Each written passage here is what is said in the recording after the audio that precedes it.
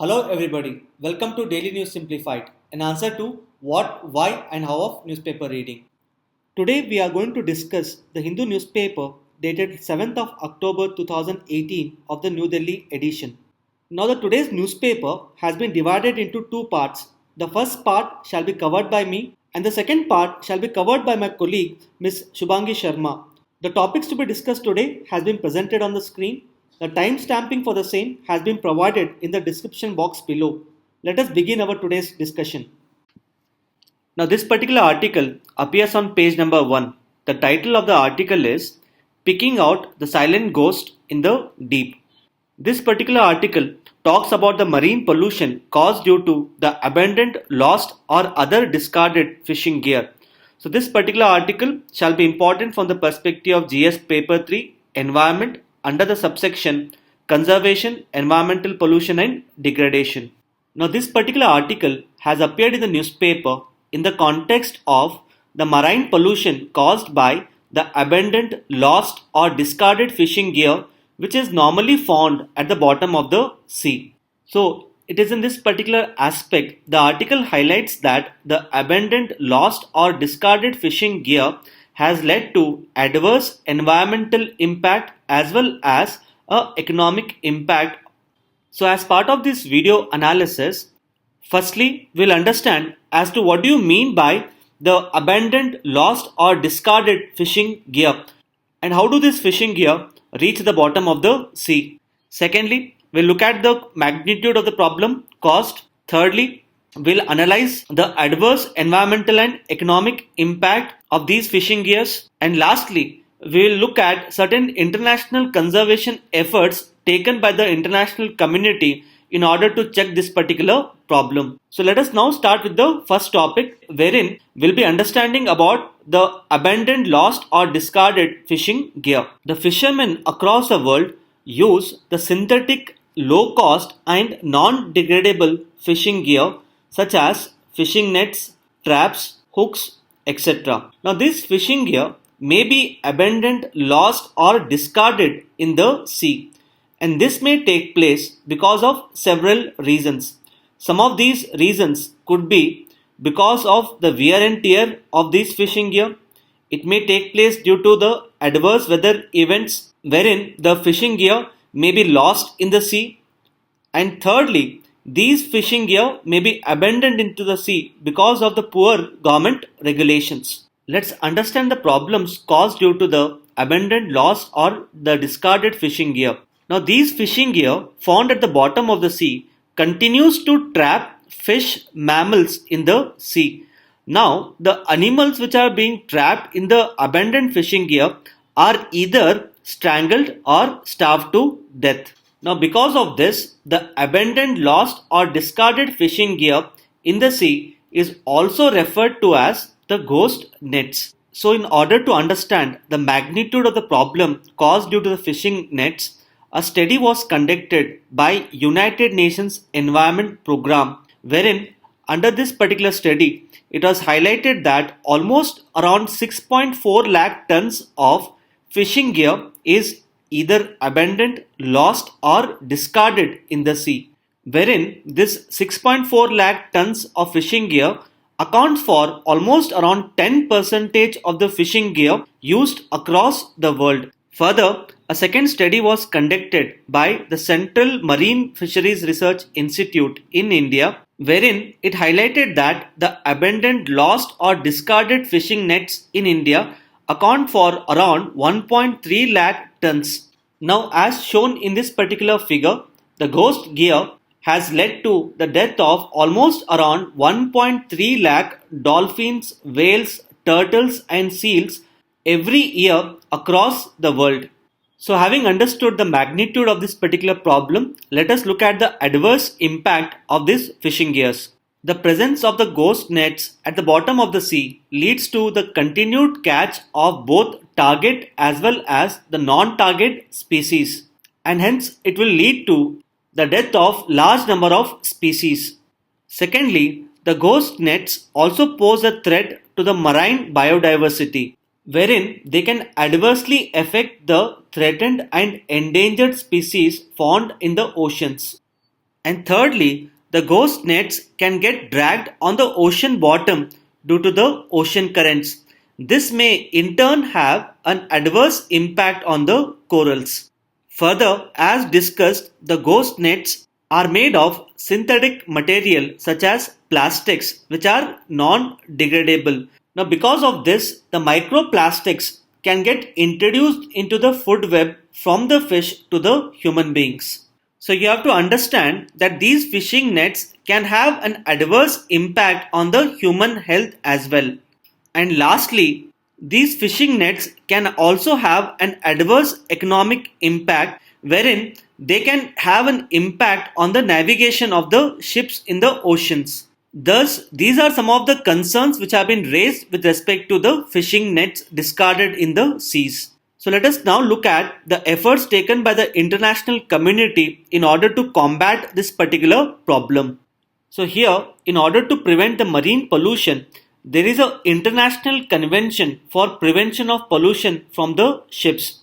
Now this particular international convention is also referred to as MARPOL, wherein the first three letters, that is MAR, stands for marine, and the last three letters, that is POL, stands for pollution. Now this particular convention has been developed by International Maritime Organization, which is a specialized UN agency, in the year 1973, with an objective to reduce the pollution in the oceans and seas. This particular convention has totally 6 annexures, wherein each of these annexure has a list of activities of the ships which may cause pollution in the oceans and seas, and hence they are not allowed under this international convention. Now you can look at the list of these annexures, wherein the annexure 1 covers pollution by oil, annexure 2 covers pollution by noxious liquids, annexure 3 covers pollution by harmful substances in packaged form, annexure 4 covers pollution by sewage, annexure 5 covers pollution by garbage, and finally the annexure 6 covers the pollution to air by the ships. So the International Maritime Organization, which has developed this particular convention, has included the abandoned, lost and discarded fishing gear under the Annex 5, that is the pollution by garbage. So as part of the international conservation efforts, all the signatory countries of the MARPOL have to take steps in order to reduce the abandoned, lost or discarded fishing gear. Now finally, let us look at some of the suggestions in order to reduce this particular problem. Now these suggestions have been given by an international organization known as United Nations Environment Programme. The first suggestion given by this particular organization is that the scientific community has to develop a technology in order to track the fishing gear. Now the ability to track fishing gear would help in the retrieval of the gear and hence reduce the pollution.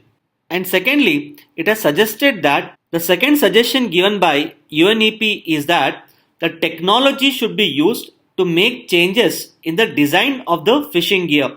So by making changes in the design, one would be able to reduce the loss of the fishing gear. And lastly, it has suggested that all the fishing gears have to compulsorily carry the ownership details. Doing this would ensure that the accountability for abandoning the fishing gears in the oceans can be fixed easily. So these are some of the suggestions given by United Nations Environment Programme in order to combat this particular problem. So based on the discussion which we had so far, a prelims question for your practice would be: consider the following statements related to the International Convention for Prevention of Pollution from the Ships, that is MARPOL. The first statement is this convention is developed by UNEP, and the second statement is this convention covers the pollution caused due to oil spills as well as dumping of garbage. Now you can give the answer to this particular question in the comment section given below.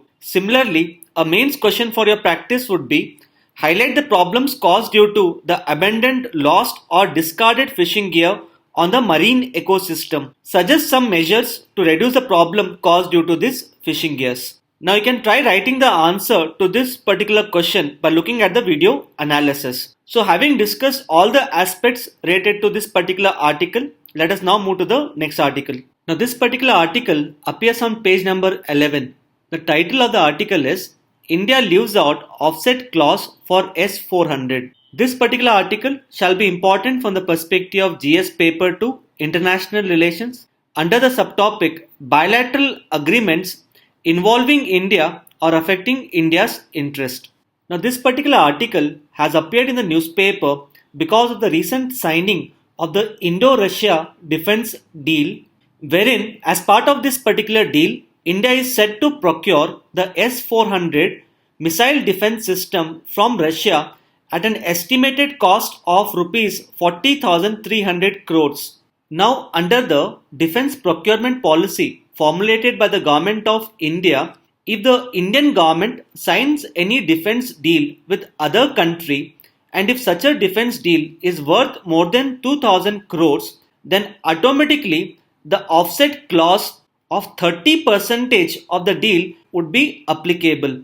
So it means that since India has procured the S-400 at an estimated cost of 40,300 crores, so in this particular defense deal, the offset clause should have been also made applicable.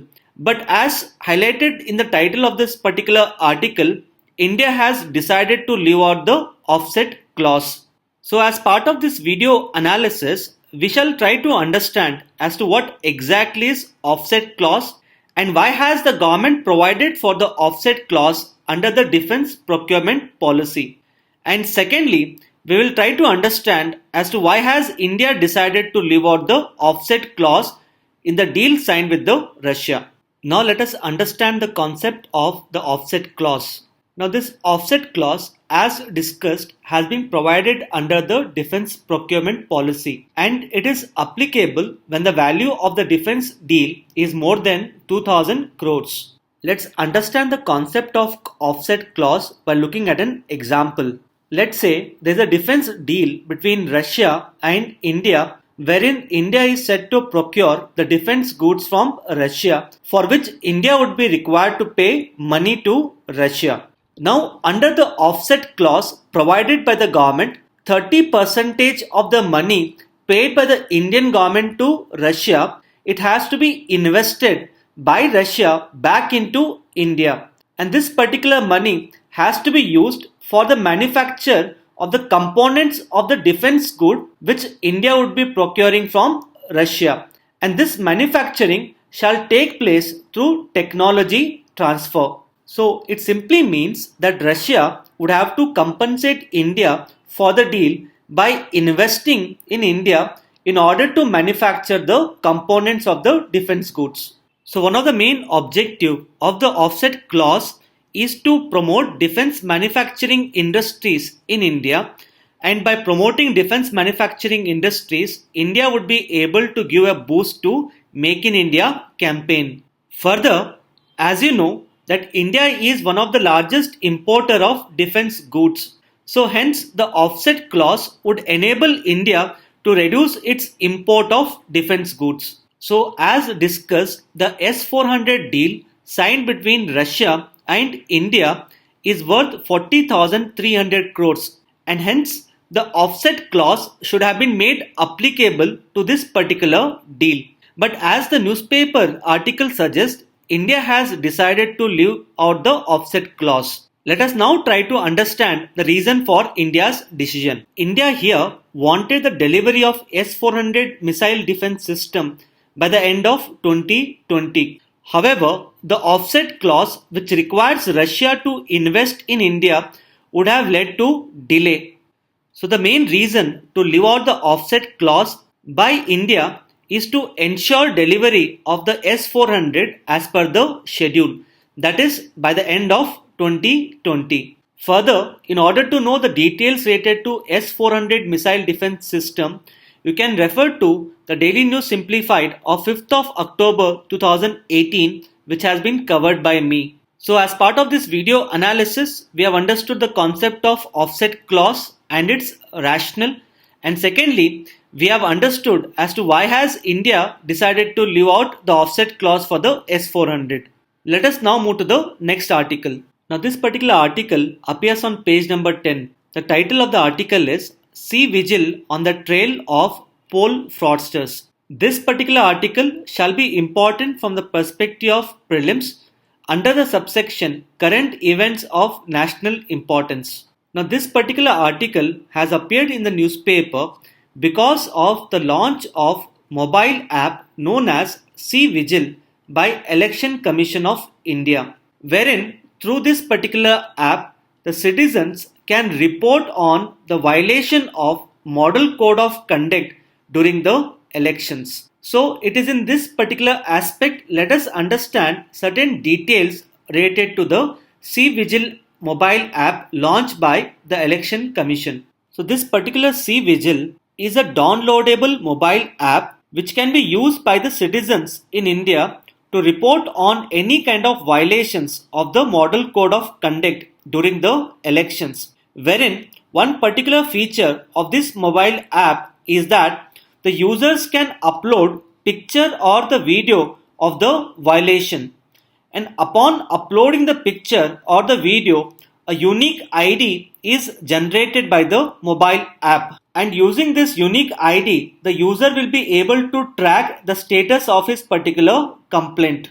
Further, when any complaint is registered on this particular mobile app, the complaint is directly forwarded to the district control room. The district control room provides the location details of the violation of the Model Code of Conduct to the flying squad, and this particular squad can then take a appropriate action. Further, one unique feature related to this mobile app is that the identity of the person who has filed the complaint is kept confidential in order to avoid any undue harassment which may be caused to the person. Further, this particular mobile app is said to be used in the upcoming polls scheduled in various states such as Chhattisgarh, Madhya Pradesh, Mizoram, Rajasthan and Telangana. Further, the Election Commission of India has stated that this particular would also be used in the Lok Sabha elections scheduled to be held in the year 2019.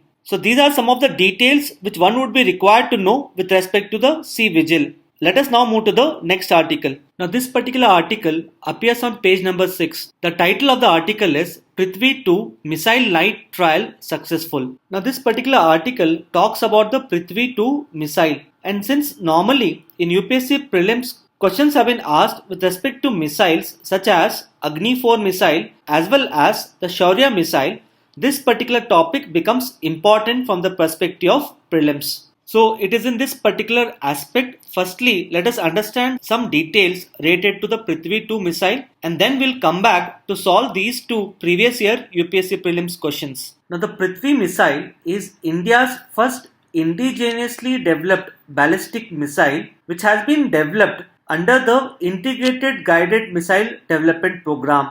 Further, this particular missile is a short-range surface-to-surface ballistic missile. Now this Prithvi missile has mainly three variants, that is Prithvi 1, Prithvi 2 and Prithvi 3.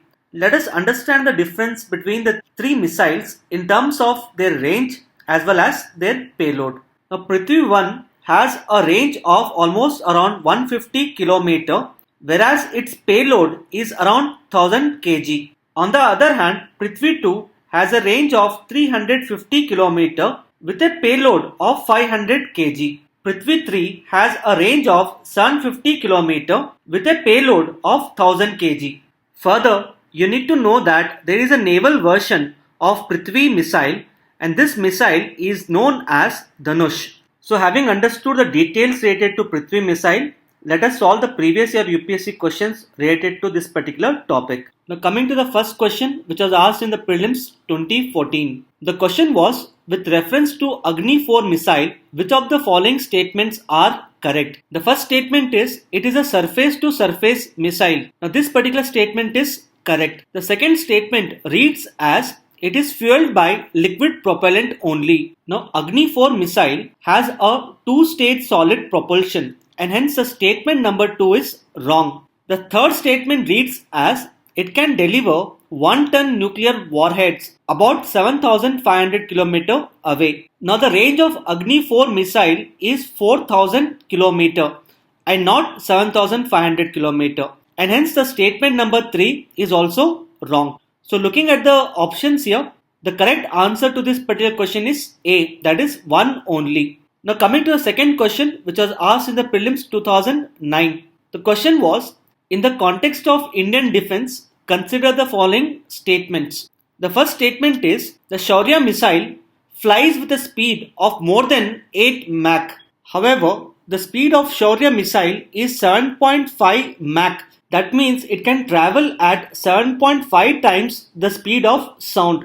So the first statement is wrong. The second statement is, the range of Shaurya missile is more than 1,600 km. However, the range of Shaurya missile is 700 km, which means that even the second statement is wrong. So looking at the options here, the correct answer to this particular question is D, that is neither 1 nor 2. So as seen, normally in prelims, questions have been asked with respect to the missiles developed in India. So please go through the details of the missiles developed by India under the Integrated Guided Missile Development Program. So let us now move to the next article. Now this particular article appears in section 2 of the Hindu newspaper on page number 10. The title of the article is FISTA Meet to Spur Mobility Ecosystem. Now this particular article talks about the World Automotive Congress, which has been held for the first time in India. And the reason why we have chosen this particular article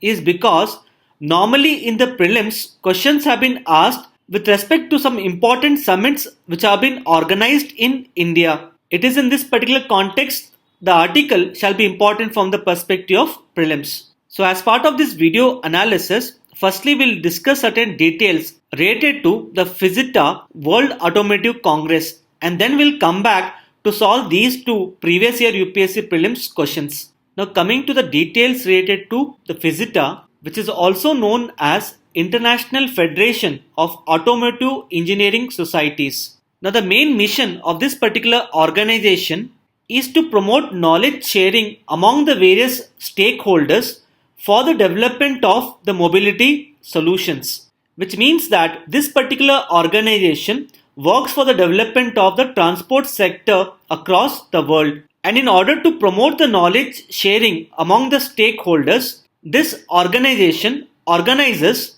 the World Automotive Congress. Now this World Automotive Congress acts as a forum for the industry experts, engineers to exchange ideas which would drive the innovations in the mobility sector. Further, you need to know that this particular organization was established in the year 1948. Further, you need to know that the World Automotive Congress has been held for the first time in India. And secondly, the theme of this year Congress is Disruptive Technologies for Sustainable and Affordable Mobility. So having discussed the details related to the International Federation for Automotive Engineering Societies, let us look at some of the previous year UPSC questions related to the summits. Now coming to the first question, which was asked in the prelims 2017, the question was, which of the following statements are correct regarding Smart India Hackathon 2017? Now the Smart India Hackathon was organized by the Government of India in order to identify new digital technology innovations for solving the many problems faced by our country. So the correct answer to this prelims question is B, that is 2 only. Now coming to the second question, which was also asked in the prelims 2017, the question was, with reference to Asia Pacific Ministerial Conference on Housing and Urban Development, consider the following statements. The first statement here is, the first summit was held in the year 2006 on the theme Emerging Urban Forms, Policy Responses and Governance Structure.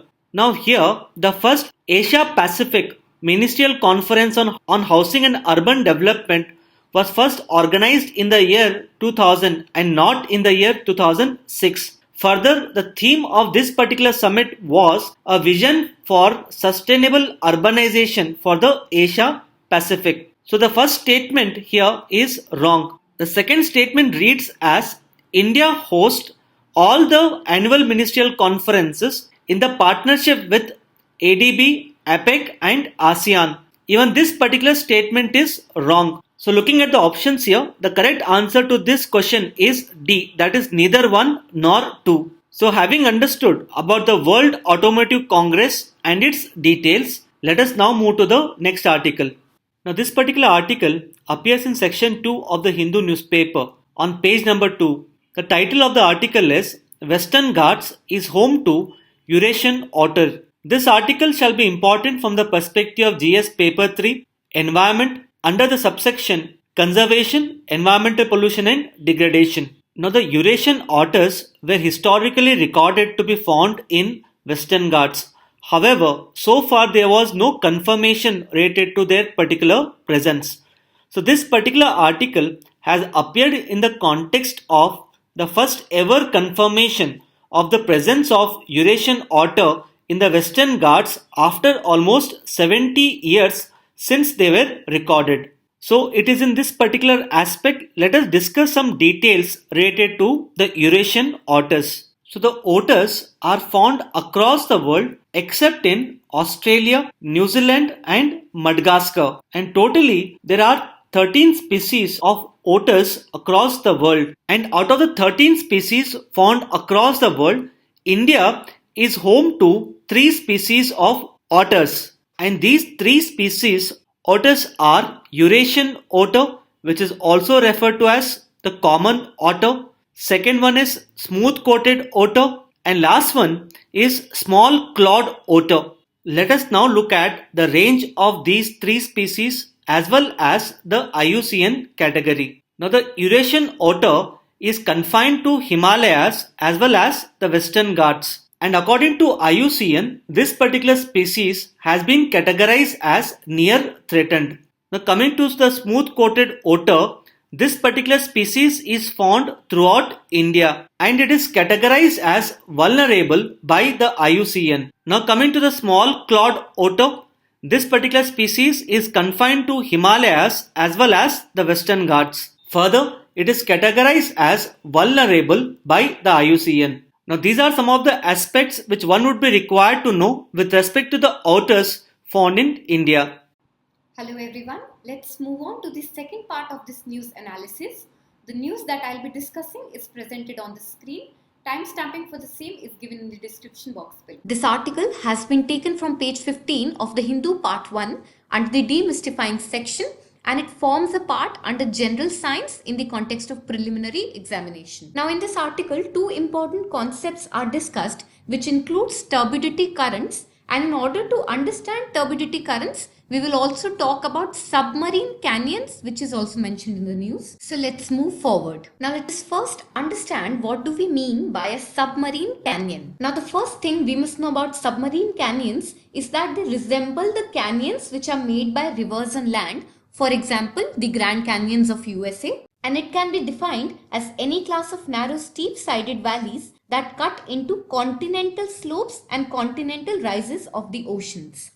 It is important to note that they can originate either within the continental slopes or on a continental shelf. Now let us try and understand this technical definition by means of this diagram. So this part is considered to be a submarine canyon, and as explained in the definition, it is a narrow steep-sided valley that is cutting across the continental slope. So this is the slope and the continental rise of the oceans. So here we can see that there is a slope and then there is a rise. And this steep valley cutting across the continental slope and continental rise is known as submarine canyon. Apart from this, in this image we can see that the steep valley is starting from the part of the continental shelf, which is then leading towards the continental slope. However, it is noted that it can either originate from the continental shelf or it can directly originate from the slope itself. So finally, we'll remember these 3 things: that the submarine canyon resembles the canyons made by rivers on land. Secondly, we need to remember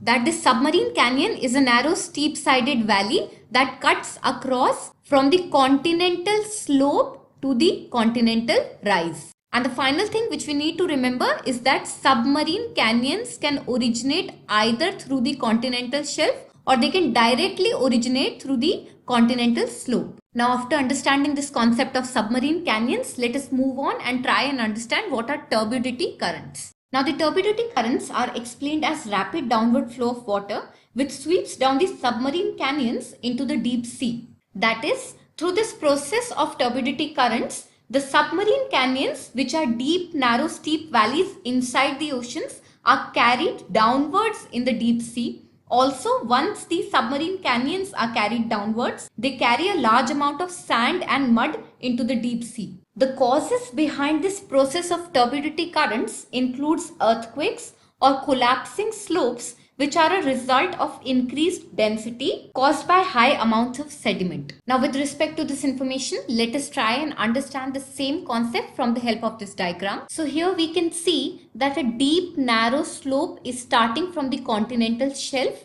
and this can be identified as a submarine canyon. Now, if there is any pressure put on this slope due to earthquake or due to increased amount of sediments present on the slope, it will become unstable and will start flowing downwards as it is shown here. And finally, this process will result in large amounts of deposit of sediment into the deep sea. And thus, in its entirety, this process is known as turbidity currents. Now, although there is no negative effect of this process, however, the increased deposit of sediments due to turbidity currents in the deep sea results in changing the physical shape of the seafloor. Another impact of turbidity currents is that they are responsible for creating some of the world's largest oil reserves due to the layering of sediments that they leave behind. And it is in this context that they are considered very important from petroleum geologists' point of view. A final point to note in this article is that although turbidity currents were not considered as a threat, however, as a result of human activities in the deep sea, that is, installation of more and more cables, pipelines and other structures on the seafloor, damage has been witnessed as a result of these turbidity currents. So finally, let's take a quick recap. Now, turbidity currents are rapid downflow of water sweeping down from the submarine canyons into the deep sea. Secondly, the result of the turbidity currents is putting large amounts of sand and mud into the deep sea. Also, this downward flow of water can be attributed either to earthquakes or due to the collapsing slopes, which is a result of increased amount of sediments in that slope. Apart from this, turbidity currents change the physical shape of the seafloor, and they are also attributed with comprising some of the world's largest oil reserves as they leave layers and layers behind of sediments. And finally, due to the installation of large number of pipelines, cables, etc. on seafloor, turbidity currents have posed a threat towards these underwater structures. The next article has been taken from page 14 of the Hindu part 1, and it will be covered under the section of environment and ecology in the context of prelims. Now, this article introduces us to an ant species which recently came into light as an effective pollinator for a vulnerable tree. And this was found as a part of research in Kerala. The reason we should be concerned with this ant species is because they are generally not considered as good pollinators, and it is due to this anomaly or unique feature pertaining to this species that makes them unique and important from UPSC perspective. So it is in this respect that we are going to discuss two things. Firstly, we'll discuss the vulnerable tree species which this ant is supposed to pollinate effectively. And secondly, we'll discuss the profile of this ant species along with the impact of its unique features on the environment. It is important to note here that in the year 2012, UPSC in its preliminary examination had asked about the organisms which act as pollinating agents. And therefore, our article directly fits into these kind of questions. So we'll first discuss our article and then later come back and try and answer this question. Now, coming to the rare tree species, it is identified as Syzygium occidentale, commonly known as a wild jamun tree, and it grows mostly along the banks of the river Periyar located in Kerala. It is a rare evergreen tree and is currently categorized as vulnerable by the International Union of the Conservation of Nature, that is IUCN. Now, since the current status of this tree species is vulnerable, it is important to note that the survival of such a species is crucial, and it completely depends upon the fruits it produces, as fruits contains the seeds for further growth, and these fruits in turn will only develop when the flowers of this tree are first fertilized by pollinators. Hence, we can understand that the role of pollinators is crucial to the survival of this plant species. And it is due to this vulnerability of this plant species that researches were conducted in Kerala in order to find out that which animal, that is either birds, bats, wasps, bees, etc., can be considered as the most important pollinator with respect to this wild jamun tree. And as a result of this research, it was found out that 10 species including sunbirds and cockroaches visited this tree when it bloomed. And after seeing so many pollinating species turn up to this tree, the research team further decided to conduct experiments in order to determine which species among these serves as the most effective pollinator with respect to the wild jamun tree. And as a result to this further research, it was found out that ants, especially white-footed ants, were the most frequent visitors to the tree and were also considered as the most efficient pollinators. Now, the reason why we are interested in this white-footed ant is because usually ants are depicted as poor pollinators, and it was earlier suggested that unlike the white-footed ants, many flower-visiting ant species, for example the weaver ants, attack other pollinators, which thus prevents them from pollinating the plant. So from this example, we can clearly understand that why this ant species, that is the white-footed ants, have become important. And apart from this, how their behavior as an efficient pollinator makes them distinctive from other ant species. So therefore, the final takeaway for us in this news includes the profile of this wild jamun tree. That is, it grows on the bank of river Periyar in Kerala and is a rare evergreen tree. We also need to remember the vulnerable status it is given by IUCN. Secondly, we must know that birds, bats, wasps and bees are considered as pollinating agents. However, contrary to this list of effective pollinators, that is the birds, bats, bees, etc., this rare jamun tree can be considered as an anomaly because the most efficient pollinator with respect to this plant is the white-footed ants, which is unusual because ants generally have a tendency to attack other pollinators and prevent any plant from getting pollinated. So this completes the discussion on this news. Now let us go back to our question and try and answer it. Now this question reads that consider the following kinds of organisms. So there is the mention of bat, bee and bird, and it is asked that which among them are considered to be pollinating agents. So with the help of this article, we have just read that all three organisms are considered as pollinating agents. And we can also add another organism, that is ants, in this respect, the white-footed ants, which can now be considered as pollinating agents. And therefore, our final answer would be option D. The next article appears on page 2 of part 1 of the Hindu, and it can be covered under social issues in the context of Indian polity with respect to the preliminary examination and can also be related to GS paper 2 with respect to mains. Now in its crux, this article is dealing with the opinion of health experts on e-cigarettes along with some discussion on the stand of central government in this matter. Therefore, in response to this, we'll be analyzing three important aspects. Firstly, we'll discuss the background with respect to the norms pertaining to e-cigarettes. Then we will discuss the opinion of health experts in this regard. And lastly, we'll discuss some information on the composition of e-cigarettes. So let's move forward. Now, a few months back, the Delhi High Court gave a very strong guideline to the centre, and it was in respect to the delay in coming up with regulatory measures that were required to tackle with a new emerging threat with respect to e-cigarettes in India. And the centre responded to this guideline by banning electronic nicotine delivery system,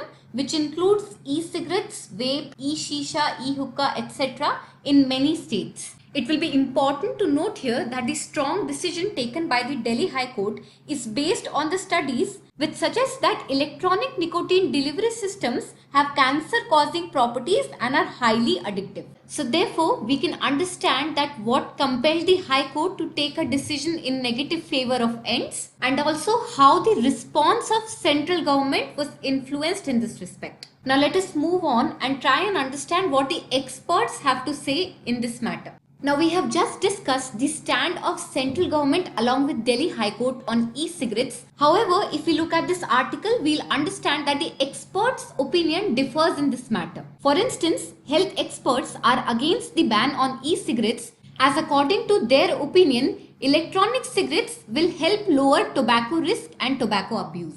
And this point of view of the experts is substantiated by an example of Canada, wherein vaping was earlier stopped, but after scientific study, this ban was revoked.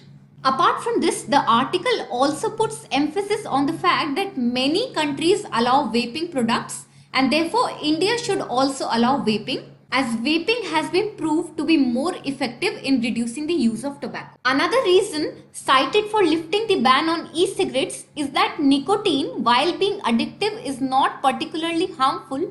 However, burning tobacco in the form of cigarettes is considered to be more harmful for health. Therefore, consuming nicotine in the form of e-cigarettes instead of smoking them as a traditional cigarette is considered less harmful, and therefore the ban on e-cigarettes is challenged. It is also pointed out that unlike traditional cigarettes, e-cigarette and vaping products will eliminate the combustion part and will directly provide nicotine in a cleaner form.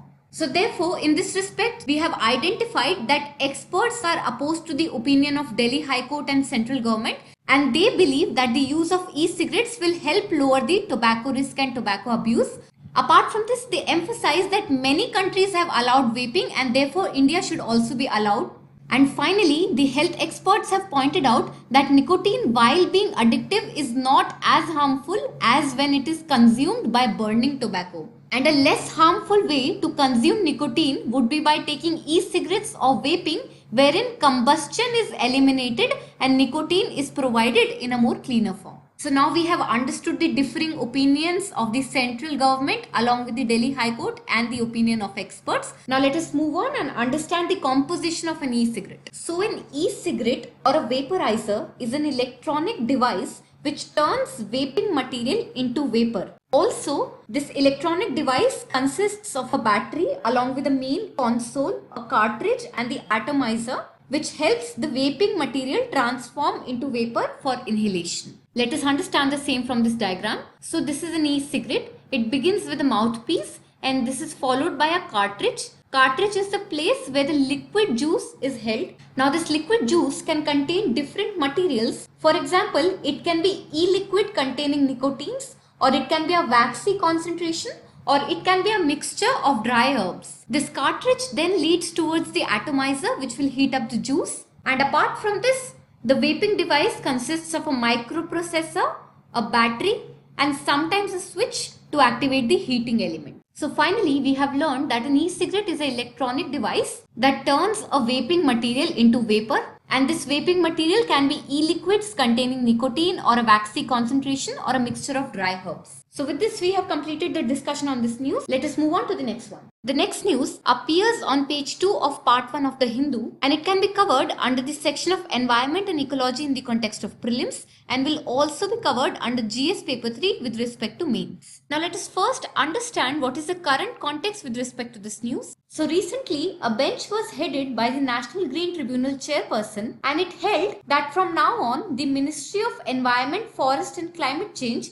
will be acting as the nodal agency in order to ensure that the plans which are made by the states in order to protect the national conservation zones are in consonance with the regional plans which are prepared by the National Capital Region Planning Board. It is important to note that bodies like NGT are very important from UPSC perspective, as a question in 2012 was directly asked on the National Green Tribunal Act. Therefore, any development with respect to these bodies will be important from prelims perspective. Now, in the context of this news, we will first understand 3 things and then come back and try and answer this question. We will first understand the meaning of national conservation zones and why they are being protected. Secondly, we'll discuss the background efforts with respect to the national conservation zones. And lastly, we'll discuss something about the National Capital Region Planning Board. So let's move forward. Now, the national conservation zones are areas like forests, water bodies and wastelands in the National Capital Region. And it will be important to note here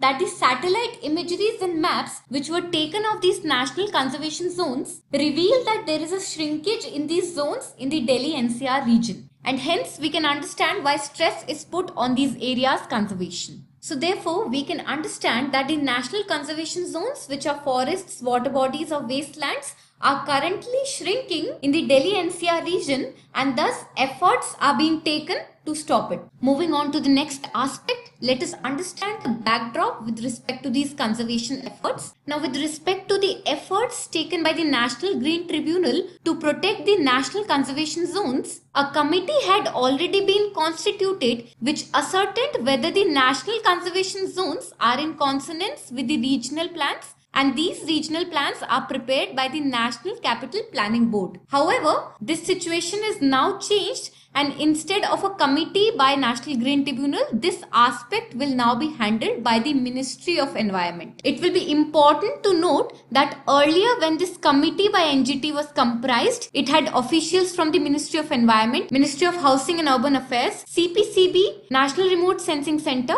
ISRO, and other officials from state governments of Uttar Pradesh, Rajasthan, Haryana and Delhi. Apart from this, the secretaries of urban development departments of state governments of Uttar Pradesh, Rajasthan, Haryana and Delhi were required to submit sub-regional plans with respect to the conservation of national conservation zones. So therefore, it can be concluded that the efforts of NGT have now been crystallized, and Ministry of Environment and Forest is now considered as the nodal agency which will monitor that the sub-regional plans are in consonance with the regional plans. Now let us move on to our final aspect, that is the mandate of National Capital Region Planning Board, which is currently responsible for making regional plans for national conservation zones. Now the National Capital Region Planning Board was established by the National Capital Region Planning Board Act in 1985, and it was constituted for the development of the National Capital Region. It aimed at evolving harmonized policies with respect to the development of infrastructure and the control of land use in the NCR region